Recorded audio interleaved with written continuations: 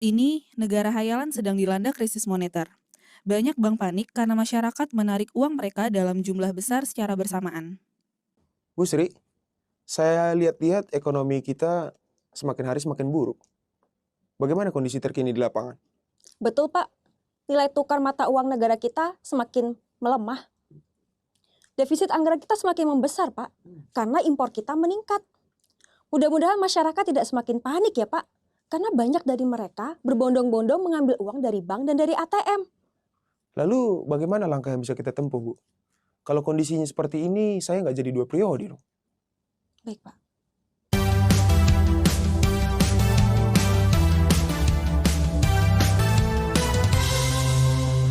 Om Swastiastu. Halo semuanya, perkenalkan nama saya Nika Dada Paramita dengan NIM 21020142889 dengan nomor absen 26. Dan di video kali ini saya dan juga teman-teman saya akan mempresentasikan atau juga membahas materi mengenai Bank Indonesia. Bagi teman-teman yang ingin tahu, yuk disimak video berikut ini. Perkenalkan, nama saya Imadi Diva Setiawan dengan nomor NIM 2102014282 dengan nomor absen 20. Perkenalkan, nama saya Ida Putri Nadia Utami Chandra Dewi dengan NIM 210201421 absen 12. Perkenalkan, nama saya Ketut Regita Cahyani Putri dengan NIM 21020014350 absen 36. Kami dari kelompok 8 akan membahas beberapa pokok bahasan. Yang pertama yaitu pengertian dan tugas Bank Indonesia, yang kedua yaitu kedudukan Bank Indonesia dalam sistem moneter Indonesia, yang ketiga yaitu kebijakan keuangan dan moneter Bank Indonesia, dan yang keempat itu ada hubungan kerja dengan pemerintah dan juga lembaga keuangan internasional. Nah, sebelum kita membahas tentang tugas-tugas Bank Indonesia, kita juga harus mengetahui apa sih itu Bank Indonesia.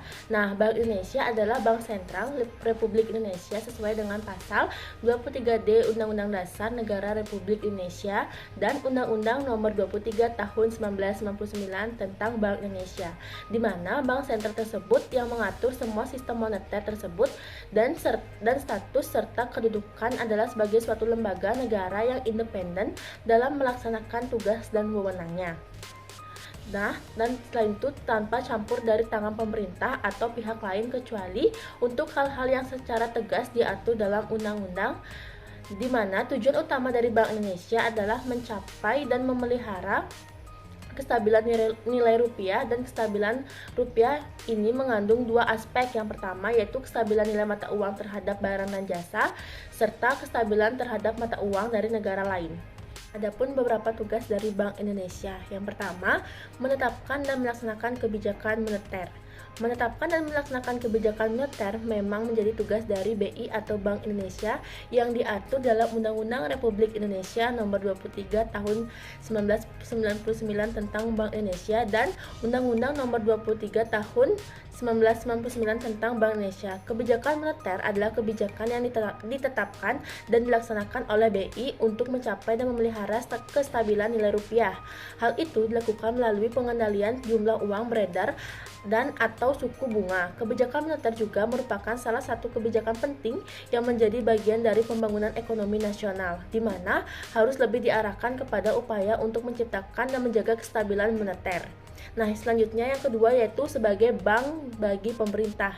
Bank sentral bertindak sebagai badan keuangan yang memiliki tugas utama menyimpan uang yang dimiliki oleh pemerintah, dan pemerintah menggunakan jasa bank sentral untuk membayar serta mengirimkan uang kepada pemerintah daerah dan departemen-departemen pemerintah yang lain. Itu bank sentral sebagai bank umum. Bank sentral disebut juga sebagai bank dari bank atau bankers bank atau sumber pinjaman terakhir atau leader of last resort. Artinya, bank sentral merupakan bank dari bank lainnya dan menjadi sumber terakhir pinjaman jika bank umum tidak dapat memperoleh pinjaman dari sumber bank lainnya. Bank sentral disebut sebagai bank dari bank lainnya karena jasa yang diberikan kepada bank umum sama sifatnya dengan jasa bank umum kepada masyarakat. Selain itu, bank umum dapat meminjam uang dari bank sentral jika bank umum tersebut mengalami kekurangan atau kekurangan cadangan dana. Nah, selanjutnya yang keempat yaitu mengawasi kegiatan bank umum dan badan keuangan lainnya. Lembaga keuangan termasuk bank umum merupakan perusahaan yang mencari keuntungan dari pinjaman dan tabungan. Untuk memperoleh keuntungan maksimal, lembaga tersebut meminjamkan sebanyak mungkin uangnya kepada perusahaan dan perorangan. Jika tujuan untuk terlalu ditekankan, timbul akibat buruk bagi masyarakat dan perekonomian. Oleh karena itu, tugas Bank Sentral adalah mengawasi dan memberikan petunjuk mengenai kebijakan perlu diterapkan. Itu yang kelima, yaitu mengawasi kegiatan perdagangan luar negeri, mempertahankan kestabilan nilai kurs mata uang asing merupakan salah satu usaha untuk menciptakan kestabilan ekonomi. Maka dari itu, perlu keseimbangan antara ekspor dan aliran masuk modal dan impor dengan aliran keluarnya modal. Misalnya, Bank Sentral akan menaikkan tingkat bunga karena muncul tekanan yang akan menurunkan nilai kurs mata uang asing. Dengan tingkat bunga yang tinggi, menyimpan uang di bank menjadi lebih menguntungkan. Hal ini berarti mencegah aliran modal ke luar negeri dan akan menarik aliran modal masuk. Oleh sebab itu, diperlukan Bank Sentral sebagai pengawas. Yang terakhir yaitu mencetak uang dan menjamin agar uang cukup.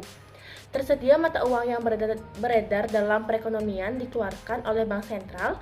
Pemerintah memberi kekuasaan kepada Bank Sentral untuk mencetak uang agar kegiatan ekonomi berjalan dengan lancar. Bank Sentral dapat menentukan besarnya jumlah uang yang harus disediakan pada waktu tertentu dan pertambahan jumlah uang agar kegiatan ekonomi berjalan dengan lancar. Yang kedua itu ada kedudukan Bank Indonesia dalam sistem moneter Indonesia. Pengertian sistem moneter keuangan adalah sebuah sistem yang menetapkan kebijakan dan juga tindakan-tindakan yang mempengaruhi interaksi faktor-faktor moneter keuangan dalam suatu negara, termasuk dalamnya itu ada pengawasan cadangan valuta asing. Sistem moneter atau keuangan di negara Republik Indonesia terdiri dari otoritas keuangan atau financial authorities, sistem perbankan, dan juga sistem lembaga keuangan bukan bank yang pada dasarnya itu merupakan tatanan dalam perekonomian di negara Republik Indonesia yang memiliki peran utama dalam menyediakan fasilitas jasa-jasa keuangan. Selanjutnya itu ada sistem keuangan. Jadi sistem keuangan itu merupakan sebuah sistem atau mekanisme pasar yang mencakup tentang kegiatan transaksi keuangan dan pada pertukaran uang antara investor, pemberi pinjaman, dan juga peminjam, yang di dalamnya itu melibatkan seperangkat institusi atau lembaga. Contohnya itu seperti bank, perusahaan asuransi, dan juga bursa efek yang memungkinkan adanya pertukaran dana dari satu lembaga kepada lembaga lainnya. Selain itu, Bank Indonesia juga berperan menetapkan dan juga melaksanakan kebijakan moneter untuk mencapai dan juga memelihara kestabilan nilai mata uang rupiah. Jadi, arah kebijakannya tersebut itu didasarkan pada sasaran laju inflasi yang ingin dicapai dengan memperhatikan berbagai sasaran ekonomi makro dan lainnya, baik dalam jangka pendek, jangka menengah, maupun jangka panjang. Jadi pelaksanaan kebijakan moneter Bank Indonesia ini tersebut dilakukan dengan menetapkan sasaran-sasaran operasional, yaitu uang primer atau kita sebut juga dengan base money. Selanjutnya itu ada piranti moneter, di mana piranti moneter itu mencakup 3 hal. Yang pertama itu ada operasi pasar terbuka, penentuan tingkat diskonto, dan juga penentuan cadangan wajib minimum bagi perbankan atau reserve requirements. Nah, dalam melaksanakan fungsinya sebagai lead lender of the last reserve, Bank Indonesia dapat memberikan kredit ataupun pembiayaan kepada bank-bank yang mengalami kesulitan likuiditas untuk jangka pendek yang disebabkan oleh terjadinya mismatch atau ketidakcocokan. Nah, dalam pengelolaan dana dengan tetap memperhatikan kriteria-kriteria yang telah ditetapkan sesuai dengan ketentuan yang berlaku dalam Undang-Undang Nomor 23 Tahun 1999 tentang Bank Indonesia. Indonesia menganut kerangka kerja yang dinamakan Inflation Targeting Framework atau kita sebut dengan ITF. ITF itu merupakan suatu kerangka kerja atau framework dengan kebijakan moneter yang diarahkan untuk mencapai sasaran inflasi dan juga ditetapkan ke dalam dan juga diumumkan kepada publik sebagai perwujudan dari komitmen dan juga akuntabilitas Bank Sentral. Dan kerangka fleksibel ITF itu dibangun berdasarkan 5 elemen pokok. Yang pertama yaitu strategi penargetan inflasi atau inflation targeting sebagai strategi dasar kebijakan moneter. Yang kedua itu ada integrasi kebijakan moneter dan juga makroprudensial untuk memperkuat transmisi kebijakan dan juga sekaligus mengupayakan stabilitas makroekonomi. Yang ketiga yaitu ada peran kebijakan nilai tukar dan juga arus modal dalam mendukung stabilitas makroekonomi. Dan yang keempat itu ada penguatan koordinasi kebijakan Bank Indonesia dengan pemerintah untuk mengendalikan inflasi maupun dalam menjaga stabilitas moneter dan juga sistem keuangan. Dan yang terakhir itu yang kelima ada menguatkan strategi komunikasi kebijakan sebagai bagian dari instrumen kebijakan. Selanjutnya itu ada dampak perubahan suku bunga pada kegiatan ekonomi juga mempengaruhi ekspektasi publik terhadap inflasi atau jalur ekspektasi.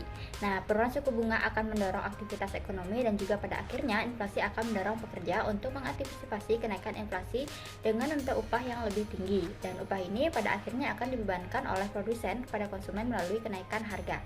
Bisa kita lihat sini bahwa ada gambar transmisi kebijakan moneter.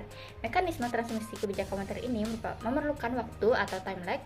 Time lag ini masing-masing jalur bisa berbeda. Dalam kondisi normal, perbankan akan merespons kenaikan Bank Indonesia 7 DRR dengan kenaikan atau penurunan suku bunga perbankan.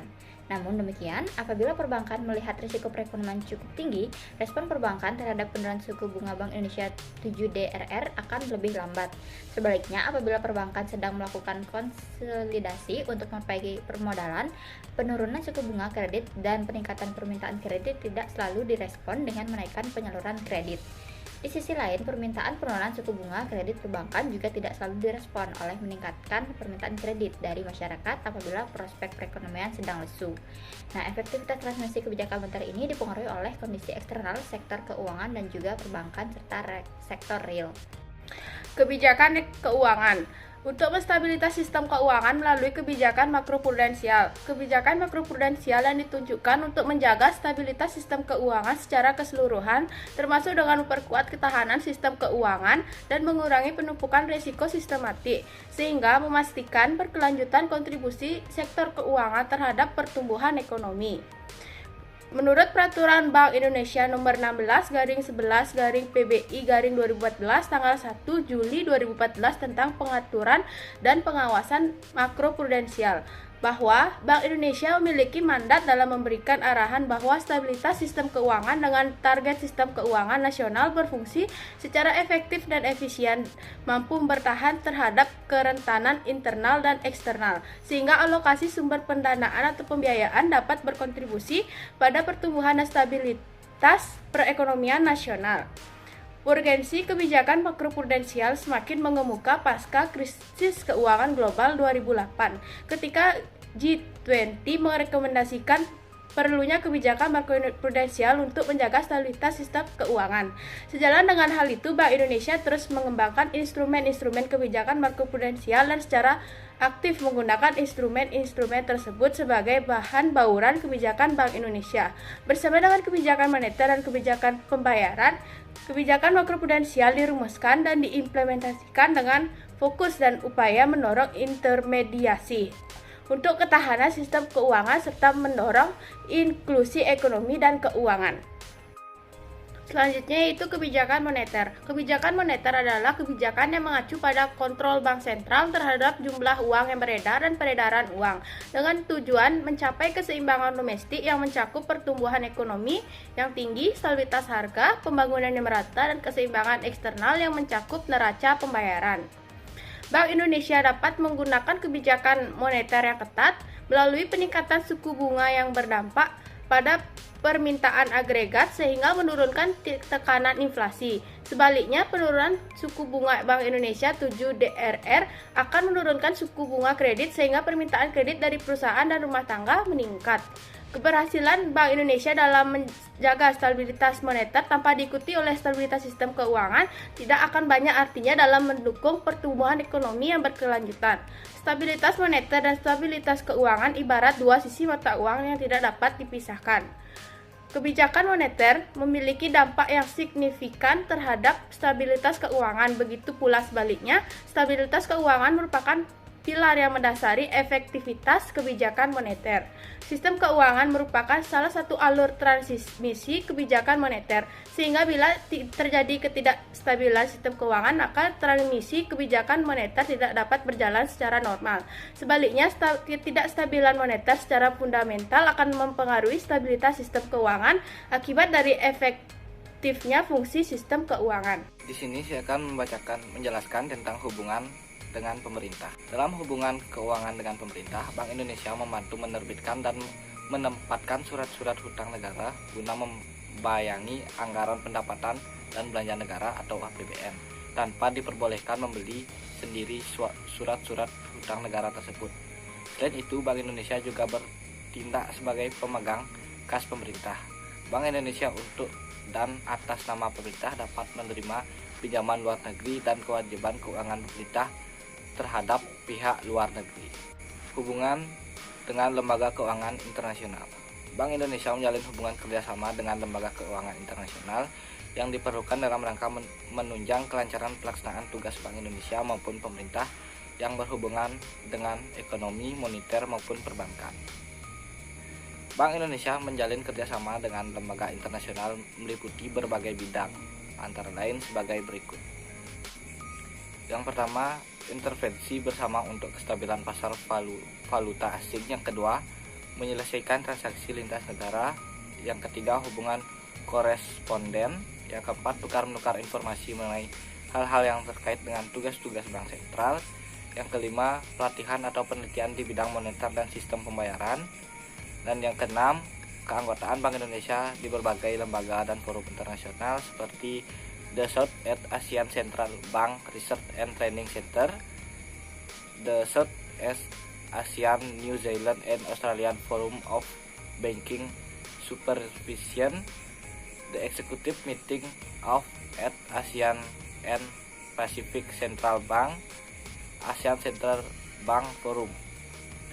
Yang ketujuh, keanggotaan Bank Indonesia mewakili pemerintah Republik Indonesia antara lain yang pertama di ASEAN atau Association of South Asian Nation, yang kedua ASEAN Plus 3 yang dimana keanggotaan ASEAN ditambah dengan Tiongkok, Jepang, dan Korea, ASEAN Pacific Economic Cooperation atau APEC, Manila Framework Group atau MFG, ASEAN Eropa Meeting atau ASEM, Islamic Development Bank atau IDB, International Monetary Fund atau IMF, dan bagai lainnya.